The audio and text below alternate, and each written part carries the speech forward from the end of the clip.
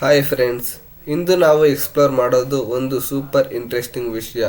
ಅದೇನೆಂದರೆ Google street view data ಹೇಗೆ store ಆಗುತ್ತದೆ, ಅದರ ಹಿಸ್ಟ್ರಿ, ಫ್ಯೂಚರ್, ಬೆನಿಫಿಟ್ಸ್ ಮತ್ತು ಅದರಿಂದ ಆಗಿರುವಂತಹ ಆರಾಮ್ಸನ್ನು ತಿಳಿದುಕೊಳ್ಳೋಣ ಬನ್ನಿ.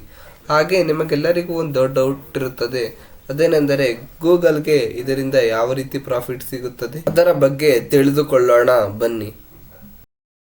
Maps do more than show directions. They are a window to explore the world without taking a single step.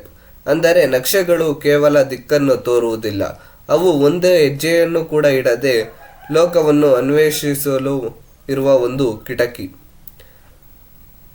Google street view history ತುಂಬ interesting ಆಗಿ ಇದೆ. ಈ ಪ್ರಾಜೆಕ್ಟ್ ಮೊದಲು 2007ರಲ್ಲಿ ಲಾಂಚ್ ಆಯಿತು. ಇದರ ಐಡಿಯಾ ಒರಿಜಿನಲಿ ಬಂದಿದ್ದು ಗೂಗಲ್ ಕೋಫೌಂಡರ್ ಆದಂತಹ ಲ್ಯಾರಿ ಪೇಜ್ ಅವರ ಮೈಂಡ್ಗೆ. ಗೂಗಲ್ ಸ್ಟ್ರೀಟ್ ವ್ಯೂ ಮೊದಲು ಲಾಂಚ್ ಆಗಿದ್ದು USA ನಲ್ಲಿ. ಅದು ಕೇವಲ 5 ಸಿಟೀಸ್ಗಳಲ್ಲಿ ಮಾತ್ರ. ಅವುಗಳು New York, San Francisco, Las Vegas, Miami ಮತ್ತು ಡೆನ್ವರ್. ನಂತರ ಸ್ಲೋಲಿ ಎಕ್ಸ್ಪೆಂಡ್ ಆಗಿ ಇವತ್ತು ವರ್ಲ್ಡ್ ವೈಡ್ ಕವರೇಜ್ ಅನ್ನು ಪಡೆದಿದೆ ಗೂಗಲ್ ಸ್ಟ್ರೀಟ್ ವ್ಯೂ.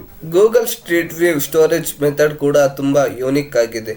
ಯಾಕೆಂದರೆ ನಾವು ನಾರ್ಮಲ್ ಆಗಿ ಸ್ಟೋರ್ ಮಾಡೋ ಫೋಟೋಸ್ KB ಫಾರ್ಮ್ನಲ್ಲಿ ಇರುತ್ತದೆ, ವಿಡಿಯೋಸ್ MB ಫಾರ್ಮ್ನಲ್ಲಿದ್ದರೆ, ಮೂವೀಸ್ ಮಾತ್ರ GBಯ ಫಾರ್ಮಲ್ಲಿ ಇರುತ್ತದೆ.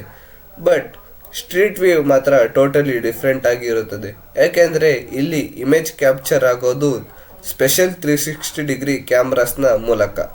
ನಂತರ ಅವುಗಳನ್ನು AI ಯೂಸ್ ಮಾಡಿ ಸ್ಟಿಚ್ ಮಾಡುತ್ತಾರೆ. ಫೈನಲ್ ರಿಸಲ್ಟ್ ಕಂಪ್ರೆಸ್ಡ್ ಆಗಿ ಟೈಲ್ಸ್ ಫಾರ್ಮ್ನಲ್ಲಿ ಸ್ಟೋರ್ ಆಗುತ್ತದೆ.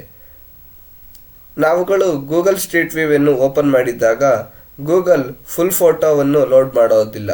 ಓನ್ಲಿ ನಮಗೆ ಬೇಕಾಗಿರುವಂತಹ ಸ್ಮಾಲ್ ಟೈಲ್ಸ್ ಅನ್ನು ಲೋಡ್ ಮಾಡಿ ನಮಗೆ ತೋರಿಸುತ್ತದೆ. ಇದರಿಂದ ಬಿಲಿಯನ್ಸ್ ಆಫ್ GB ಡೇಟಾ ಇದ್ದರೂ ಯೂಸರ್ಗೆ ಫಾಸ್ಟ್ ಮತ್ತು ಸ್ಮೂತ್ ಫೀಲನ್ನು ಗೂಗಲ್ ಕೊಡುತ್ತದೆ. ಸ್ಟ್ರೀಟ್ ವ್ಯೂನ ಫ್ಯೂಚರ್ ಬಗ್ಗೆ ಮಾತಾಡೋದಾದರೆ ಸ್ಟ್ರೀಟ್ ವ್ಯೂ ಇನ್ನೂ ಹೆಚ್ಚು ಅಡ್ವಾನ್ಸ್ ಆಗ್ತಿದೆ. ಹೇಗೆ ಎಂದರೆ AI ಮತ್ತು AR ಕಂಬೈನ್ ಆಗಿ ಫ್ಯೂಚರಿಸ್ಟಿಕ್ ಅಪ್ಲಿಕೇಶನ್ಸ್ಗಳು ಬರುತ್ತಿದೆ. ಇಮ್ಯಾಜಿನ್ AR ಗ್ಲಾಸ್ ಹಾಕಿಕೊಂಡು ನೀವು ಕರ್ನಾಟಕದ ಯಾವುದೋ ಒಂದು ರೋಡ್ನಲ್ಲಿ ವಾಕ್ ಮಾಡುತ್ತಿದ್ದೀರಾ ಅಂದರೆ ಇನ್ಸ್ಟೆಂಟ್ಲಿ ನೀವು ಅದರ 10 ವರ್ಷಗಳ ಹಿಂದಿನ ಫೋಟೋಸ್ ಕೂಡ ನೋಡಬಹುದು. Technology is truly magical when it brings the world closer without building borders. Google street view benefits ತುಂಬ ಇದೆ.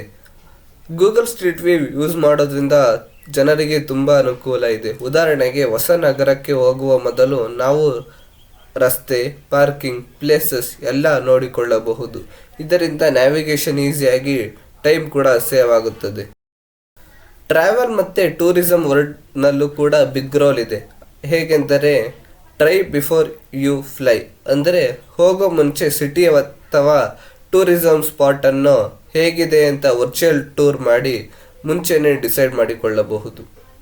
ಹಾಗೆ ಅದೇ ರೀತಿ ರಿಯಲ್ ಎಸ್ಟೇಟ್ ಸೆಕ್ಟರ್ನಲ್ಲಿ ಮನೆ ಅಥವಾ ಪ್ರದೇಶವನ್ನು ಕೊಳ್ಳುವ ಮೊದಲು ಪ್ರಿವ್ಯೂ ಮಾಡಿಕೊಂಡು ಸರಿಯಾದ ಡಿಸಿಷನ್ನನ್ನು ತೆಗೆದುಕೊಳ್ಳಬಹುದು. ಇದರಿಂದ ರಿಯಲ್ ಎಸ್ಟೇಟ್ ಮತ್ತು ಟೂರಿಸಂ ವರ್ಲ್ಡ್ ಬೂಸ್ಟ್ ಆಗುತ್ತದೆ. ಗೂಗಲ್ ಸ್ಟ್ರೀಟ್ ವ್ಯೂ ಆರ್ಮ್ಸ್ ಮತ್ತು ಇಶ್ಯೂಸ್. ಗೂಗಲ್ ಸ್ಟ್ರೀಟ್ ವ್ಯೂಗೆ ಎಲ್ಲ ಬೆನಿಫಿಟ್ಸ್ ಇದೆ ಅಂತ ಅಲ್ಲ, ಕೆಲವು ಆರ್ಮ್ಸ್ಗಳು ಕೂಡ ಇವೆ. ಮುಖ್ಯವಾಗಿ ಪ್ರೈವೇಸಿ ಇಶ್ಯೂ. ಕೆಲವರ ಮನೆ, ಕಾರು, ಫೇಸಸ್ ಕೂಡ ಕ್ಯಾಪ್ಚರ್ ಆಗಿ ಮ್ಯಾಪ್ಸ್ನಲ್ಲಿ ಅಪ್ಲೋಡ್ ಆಗುತ್ತವೆ. ಇದು ಕೆಲವು ಜನರಿಗೆ ಪರ್ಸನಲ್ ಸೆಕ್ಯೂರಿಟಿ ತೊಂದರೆ ಎಂದು ಅನಿಸುತ್ತದೆ. ಅದಕ್ಕಾಗಿಯೇ ಗೂಗಲ್ ಸ್ಪೆಷಲ್ ಸಿಸ್ಟಮನ್ನು ಯೂಸ್ ಮಾಡಿ ಫೇಸಸ್ ಮತ್ತು ನಂಬರ್ ಪ್ಲೇಟ್ಗಳನ್ನು ಬ್ಲರ್ ಮಾಡಿ ಕೊಡುತ್ತದೆ. ಆದರೂ ಡಿಬೇಟ್ ನಡೆಯುತ್ತಲೇ ಇದೆ. ಇದು ಹೆಲ್ಪ್ಫುಲ್ಲಾ ಅಥವಾ ಪ್ರೈವಸಿ ರಿಸ್ಕಾ ಅನ್ನೋದು ಮಾತ್ರ ಹಾಟ್ ಟಾಪಿಕ್ ಆಗಿ ಇದೆ. Google profit from street view.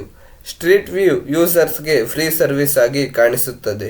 Direct ಮನಿ ಗೂಗಲ್ಗೆ ಸಿಗುವುದಿಲ್ಲ, ಆದರೆ ಇಂಡೈರೆಕ್ಟ್ ಆಗಿ ಗೂಗಲ್ಗೆ ತುಂಬ ಪ್ರಾಫಿಟ್ ಬರುತ್ತದೆ. ಹೇಗೆಂದರೆ ಮ್ಯಾಪ್ಸ್ ಕರೆಕ್ಟಾಗಿ ಇದ್ದರೆ ಹೆಚ್ಚು ಜನ ಗೂಗಲ್ ಮ್ಯಾಪ್ಸನ್ನು ಯೂಸ್ ಮಾಡುತ್ತಾರೆ, ಅದರಿಂದ ಹೆಚ್ಚು ಟ್ರಾಫಿಕ್ ಆಗುತ್ತದೆ. ಆ್ಯಡ್ ಶೋ ಆಗಿ ಗೂಗಲ್ಗೆ ಮನಿ ಬರುತ್ತದೆ. ಶಾಪ್ಸ್, ಹೋಟೆಲ್, ರೆಸ್ಟೋರೆಂಟ್ಸ್ ಹಾಗೂ ಇನ್ನೂ ಅಧಿಕ ಬಿಲ್ಡಿಂಗ್ಗಳು ತಮ್ಮ ಜಾಗವನ್ನು ಹೈಲೈಟ್ ಆಗಿ ಕಾಣೋದಕ್ಕೆ ಗೂಗಲ್ಗೆ ಮನಿಯನ್ನು ಕೊಡುತ್ತಾರೆ. ಟೂರಿಸಂ ಹೆಚ್ಚಿದರೆ ಟ್ರಾವೆಲ್ ಮತ್ತು ಹೋಟೆಲ್ ಆ್ಯಡ್ಸ್ಗಳು ಹೆಚ್ಚುತ್ತವೆ. ಆದ್ದರಿಂದ ಗೂಗಲ್ಗೆ ಇನ್ನೂ ರೆವಿನ್ಯೂ ತರುತ್ತದೆ. ಸ್ಟ್ರೀಟ್ ವ್ಯೂ ಕ್ಯಾಪ್ಚರ್ ಆಗುವಾಗ ತುಂಬ ಅನ್ಎಕ್ಸ್ಪೆಕ್ಟೆಡ್ ಮತ್ತು ಫನ್ನಿ ಮೂಮೆಂಟ್ಸ್ ಕೂಡ ರೆಕಾರ್ಡ್ ಆಗಿವೆ. ಕೆಲವರು ಕಾಸ್ಟ್ಯೂಮ್ಸ್ ಹಾಕಿಕೊಂಡು ಕ್ಯಾಮ್ರಾ ಮುಂದೆ ಬಂದು ಫೋಸ್ ಕೊಡುತ್ತಾರೆ. ಕೆಲವರು ಇಂಟೆನ್ಷಲಿ ಫನ್ನಿ ಫೇಸ್ ಮಾಡುತ್ತಾರೆ. ಕೆಲ ಅನಿಮಲ್ಸ್ ಕೂಡ ಸಡನ್ ಆಗಿ ಕ್ಯಾಮ್ರಾ ಮುಂದೆ ಬಂದು ಬಿಡುತ್ತವೆ. ಎಲ್ಲವೂ ಕ್ಯಾಪ್ಚರ್ ಆಗಿಬಿಡುತ್ತದೆ.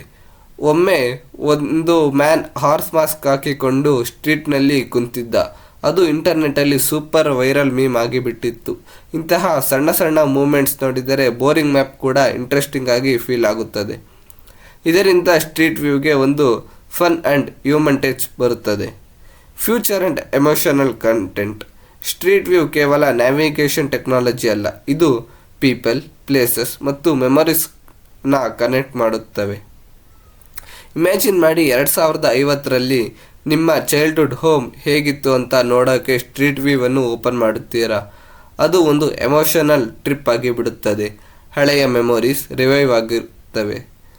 ಇದು ಕೇವಲ ರಸ್ತೆ ತೋರಿಸುವುದಲ್ಲ, ಅದು ನಮ್ಮ ಜೀವನದ ಹಿಸ್ಟ್ರಿ ಕೂಡ ಸ್ಟೋರ್ ಮಾಡುತ್ತವೆ. ಇಮ್ಯಾಜಿನ್ ಒಂದು ಸೇಮ್ ರೋಡನ್ನು 2025 ಮತ್ತು 2050ರ ಫೋಟೋ ಕಂಪೇರ್ ಮಾಡುವುದು ಹೇಗಿರುತ್ತೆ ಅಂತ ಊಹಿಸಿಕೊಳ್ಳಿ. ನಿಮಗೆ ಬದಲಾವಣೆ ಗೊತ್ತಾಗುತ್ತೆ. Every street has its own story. Street view helps you to read it no matter where you are. ಪ್ರತಿಯೊಂದು ರಸ್ತೆಯು ತನ್ನದೇ ಆದ ಕಥೆಯನ್ನು ಹೊಂದಿದೆ. ಸ್ಟ್ರೀಟ್ ವ್ಯೂ ಅದನ್ನು ನೀವು ಓದಲು ಸಹಾಯ ಮಾಡುತ್ತದೆ. ಫ್ರೆಂಡ್ಸ್, ಇದು ಗೂಗಲ್ ಸ್ಟ್ರೀಟ್ ವ್ಯೂ ಬಗ್ಗೆ ಒಂದು ಚಿಕ್ಕ ಎಕ್ಸ್ಪ್ಲನೇಷನ್. ಅದರ history, storage, benefits, harms, profit ಮತ್ತು ಫನ್ನಿ ಮೂಮೆಂಟ್ಸ್ ಎಲ್ಲ ಡೀಟೇಲ್ ಆಗಿ ನೋಡಿದ ಮೇಲೆ ಒಂದು ಮಾತು ಮಾತ್ರ ಕ್ಲಿಯರ್ ಆಗಿ ಅರ್ಥ ಆಗುತ್ತದೆ. ಅದೇನೆಂದರೆ ಟೆಕ್ನಾಲಜಿ ಮ್ಯಾಪ್ಸ್ನ ಮಾತ್ರ ಬದಲಾಯಿಸುತ್ತಿಲ್ಲ, ಮೆಮೊರೀಸ್ನು ಸಹ ಬದಲಾಯಿಸುತ್ತಿದೆ.